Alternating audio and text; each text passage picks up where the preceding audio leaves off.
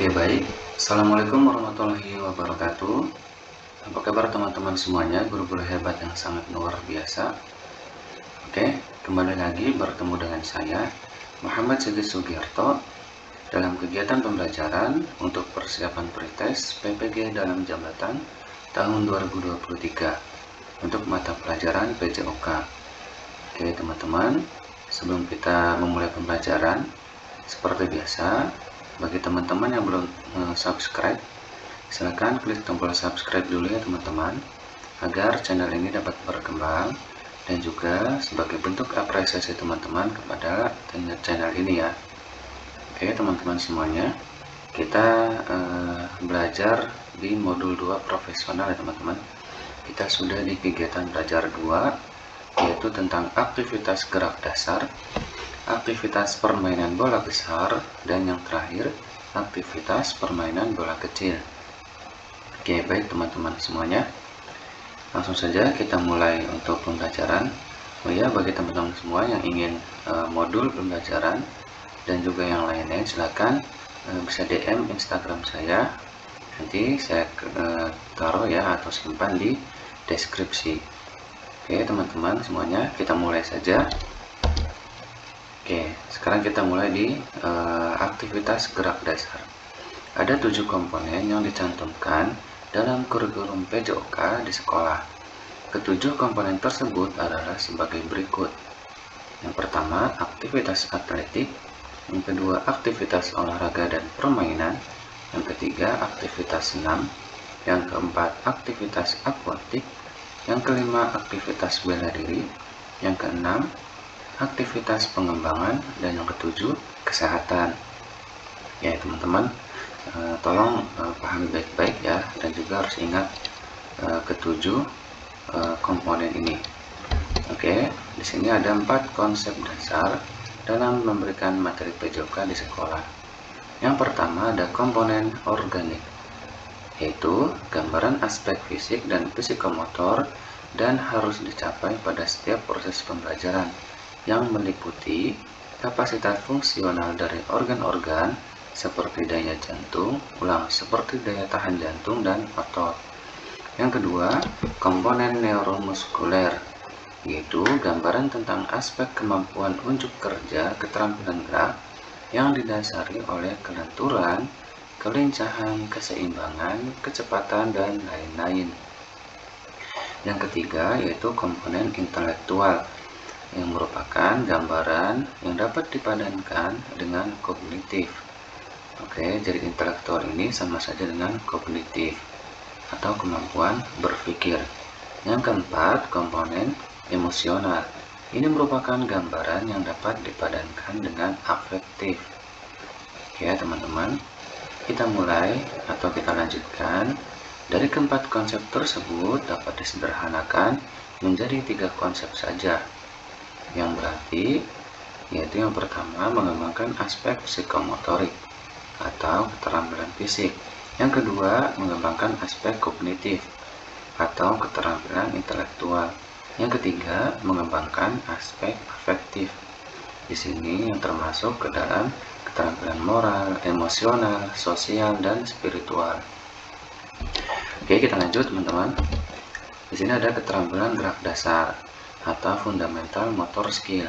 Secara umum, aktivitas gerak manusia dapat dibagi dalam berbagai bentuk tergantung dari sudut pandang apa dalam mengelompokannya. Sugianto dan kawan-kawan, pada tahun 1997 di halaman 283 mengelompokkan gerakan berdasarkan sudut pandang. Yang pertama, gerakan ditinjau dari segi mekanis. Yang kedua, gerakan ditinjau dari sudut muskuler. Yang ketiga, gerakan ditinjau dari suatu sistem. Yang keempat, gerakan ditinjau dari tugas otot-otot rangka. Di sini untuk tugas otot-otot rangka dibagi lagi menjadi 4 ya teman-teman. Ada yang pertama yaitu atau kolom A atau di sub A, tugas menopang tubuh atau suatu beban. Oke, B, tugas menahan tubuh atau menggantung. C, tugas menggerakkan bagian tubuh atau tubuh secara keseluruhan dan menggerakkan benda. Yang D, tugas menahan benturan. Ini adalah keempat tugas dari otot-otot rangka ya teman-teman. Kita lanjut. Ini adalah gerakan dasar dari olahraga itu sendiri. Yang pertama yaitu gerak lokomotor. Di sini teman-teman sudah pada tahu ya. Saya coba ulangi. Gerak lokomotor ini tentu dimaksudkan suatu proses berpindahnya seluruh tubuh dari seseorang dari suatu tempat ke tempat lainnya. Oke, kata kuncinya untuk gerak lokomotor bahwa tubuh seorang itu berpindah tempat. Yang kedua, gerak non-lokomotor, yaitu suatu proses berpindahnya elemen tubuh tertentu dari suatu posisi ke posisi lainnya. Namun secara keseluruhan, tubuh tetap berada pada tempat yang sama. Oke teman-teman, di sini artinya tubuh secara keseluruhan berdiam diri, tetapi ada elemen tubuh lainnya yang bergerak, misalkan menekuk lengan, menekuk kaki, menekuk kepala, dan lain-lain. Oke, yang ketiga, gerak manipulatif. Di sini artinya gerak yang dilakukan dengan menggerakkan suatu objek atau benda. Di sini biasanya gerak manipulatif itu gerakan dengan memakai suatu peralatan ya teman-teman. Oke, kita lanjut. Di sini ada klasifikasi keterampilan gerak. Yang pertama, klasifikasi berdasarkan kecermatan gerak. Di kolom A, di sini tertera keterampilan gerak agal atau gross motor skill. Keterampilan gerak agal adalah gerakan yang dalam pelaksanaannya melibatkan otot-otot besar sebagai basis utama gerak. Contohnya antara lain keterampilan gerak lompat tinggi dan lempar lembing. Oke teman-teman, yang kedua atau B, keterampilan gerak halus atau fine motor skills. Keterampilan gerak halus adalah gerakan yang dalam pelaksanaannya melibatkan otot-otot halus sebagai basis utama gerakan. Contohnya adalah keterampilan gerak jari dalam mengetik, menggambar, menulis, dan lain-lainnya teman-teman. Oke, kita lanjut. Di klasifikasi yang kedua yaitu berdasarkan perbedaan titik awal dan titik akhir. Di sini menjadi 3 ya teman-teman. Yang A, keterampilan gerak diskret atau discrete motor skill. Keterampilan diskret adalah keterampilan gerak di mana dalam pelaksanaannya dapat dibedakan secara jelas titik awal dan titik akhirnya. Contohnya adalah gerakan berguling ke depan 1 kali. Jadi di sini kita bisa melihat titik awal dan titik akhir gerakannya teman-teman. Untuk B, keterampilan gerak serial atau serial motor skill. Keterampilan gerak serial adalah keterampilan gerak diskret yang dilakukan beberapa kali secara berlanjut. Contohnya, gerakan berguling ke depan beberapa kali teman-teman. C atau yang C, keterampilan gerak kontinu atau continuous motor skill. Keterampilan gerak kontinu adalah keterampilan gerak yang tidak dapat dengan mudah ditandai titik awal dan akhir dari gerakannya. Contohnya adalah keterampilan gerak bermain tenis atau permainan olahraga lainnya.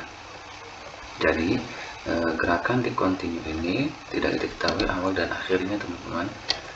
Oke, kita lanjut di klasifikasi yang ketiga, yaitu berdasarkan stabilitas lingkungan. Ini dibagi menjadi 2 ya teman-teman. Di A, keterampilan tertutup atau closed skill. Keterampilan tertutup adalah keterampilan gerak di mana pelaksanaannya terjadi pada kondisi lingkungan yang tidak berubah dan stimulus gerakannya timbul dari dalam diri si pelaku sendiri. Contohnya, dalam melakukan gerakan mengguling pada senam lantai, dalam gerakan ini pelaku umumnya setelah siap untuk melakukannya dan bergerak berdasarkan rencana. Oke teman-teman, pahami perbedaannya teman-teman. Yang kedua, coba kita lihat, yaitu keterampilan terbuka atau open skill. Keterampilan terbuka adalah keterampilan gerak di mana dalam pelaksanaannya terjadi pada kondisi lingkungan yang berubah-ubah dan pelaku bergerak menyesuaikan dengan stimulus yang timbul dari lingkungannya. Perubahan kondisi lingkungan dapat bersifat temporal dan bisa bersifat spasial. Contohnya adalah dalam melakukan gerakan memukul bola yang dilambungkan. Jadi adanya stimulus dan juga respon ya teman-teman. Oke, tahu perbedaannya teman-teman. Kita lanjut. Oke, di sini untuk permainan bola besar dan permainan bola kecil, silakan Bapak Ibu kembangkan sendiri ya. Tentunya Bapak Ibu sudah pahami betul-betul gerak teknik dasar dari permainan bola kecil dan permainan bola besar. Tentunya di permainan bola besar itu ada beberapa ya teman-teman. Ada bola basket, ada bola voli, ada sepak bola, dan lain-lain. Oke, nanti teman-teman tinggal tulis atau catat teknik dasar apa saja yang ada di dalamnya, termasuk juga di permainan bola kecil.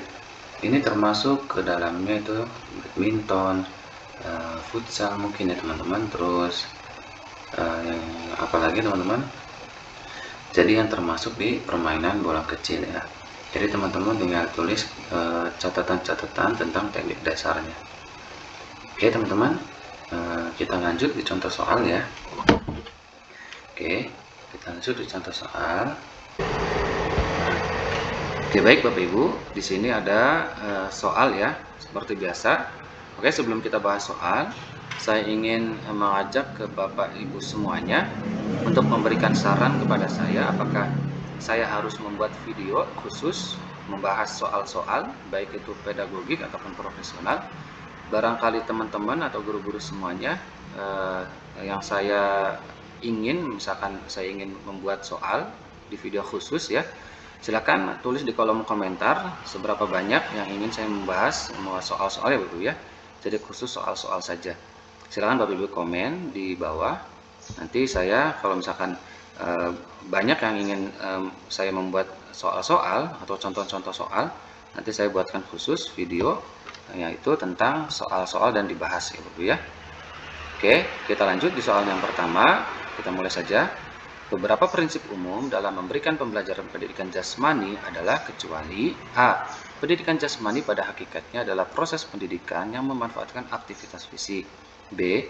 Model pembelajaran pendidikan jasmani harus seimbang antara terpusat pada guru dan terpusat pada siswa. C. Orientasi pembelajaran harus disesuaikan dengan perkembangan anak, isi dan materi, serta cara penyampaian harus menarik dan menyenangkan. D. Pendekatan holistik tubuh jiwa. Ini termasuk pula penekanan pada ketiga domain pendidikan, yaitu psikomotor, kognitif, dan afektif. E. Model pembelajaran pendidikan jasmani tidak harus terpusat pada guru, tetapi pada siswa juga. Kira-kira jawabannya apa Bapak Ibu? Ini kecuali ya. Kecuali apa Bapak Ibu? Kira-kira? Oke, kecuali ini jawaban yang paling tepat, yaitu adalah B ya Bapak Ibu. Model pembelajaran pendidikan jasmani harus seimbang antara berpusat pada guru dan pada siswa. Ini tidak merujuk ya Bapak Ibu ya. Harusnya pendidikan jasmani itu harus berpusat pada siswa. Oke, kita lanjut di soal nomor 2. 4 konsep komponen dalam memberikan materi PJOK di sekolah kecuali A. Komponen anorganik, B. Komponen neomuskuler, C. Komponen intelektual, D. Komponen emosional, atau E. Komponen organik. Jawabannya apa kira-kira Bapak Ibu? Jawaban yang paling tepat yaitu adalah A ya Bapak Ibu ya, komponen anorganik, karena ini kecuali. Oke. Kenapa ini bukan? Karena di neuromuskuler itu kita tahu sendiri ini tentang apa Bapak Ibu? Ini tentang gerak ya Bapak Ibu ya, keterampilan gerak dan lain-lain. Untuk intelektual ini tentang apa Ibu? Kognitif atau pengetahuan ya Bapak Ibu ya. Kalau emosional itu tentang afektif atau perilaku atau pengendalian diri ya Bapak Ibu ya. Untuk organik itu tentang sistem organ-organ tubuh ya Bapak Ibu ya. Oke, paham? Kita lanjut di soal nomor 3. Di sini ada soal khusus untuk materi teknik dan taktik dasar. Saudara harus memperhatikan 3 prinsip utama, yaitu A. Memulai materi dari yang paling mudah menuju ke yang paling berat. B. Memulai materi dari yang paling ringan menuju ke yang paling berat. C. Memulai materi dari yang paling mudah menuju ke yang paling kompleks. D. Memulai materi dari yang paling enteng menuju ke yang paling kompleks. Atau E. Memulai materi dari yang paling ringan menuju ke yang paling sukar. Kira-kira jawabannya apa Bapak Ibu? Oke, jawaban yang paling tepat ya Ibu ya. Mohon maaf kalau sedikit berisik Bapak Ibu. Yaitu adalah B. Memulai materi dari yang paling ringan menuju ke yang paling berat. Oke Bapak Ibu, untuk contoh soal cukup sekian. Oke, sekali lagi barangkali Bapak Ibu ingin saya membuat video khusus membahas soal-soal, entah itu soal pedagogik ataupun profesional, silakan Bapak Ibu tulis di kolom komentar. Saya pengen tahu seberapa banyak orang yang ingin membuat saya video khusus tentang soal dan dibahasnya itu ya, atau pembahasannya. Oke, terima kasih Bapak Ibu, semoga bermanfaat video ini, semoga bermanfaat ilmunya dan informasinya. Kalau ada kesalahan, salah informasi dan salah kata, saya mohon maaf. Oke, semoga Bapak Ibu sukses di tes nanti dan sampai menuju atau mendapatkan sertifikat pendidik. Terima kasih Bapak Ibu, jangan lupa untuk subscribe, like, share, dan komen ya Bapak Ibu, karena itu adalah tenaga bagi saya untuk membuat video selanjutnya. Oke, terima kasih, salam dari saya. Assalamualaikum warahmatullahi wabarakatuh.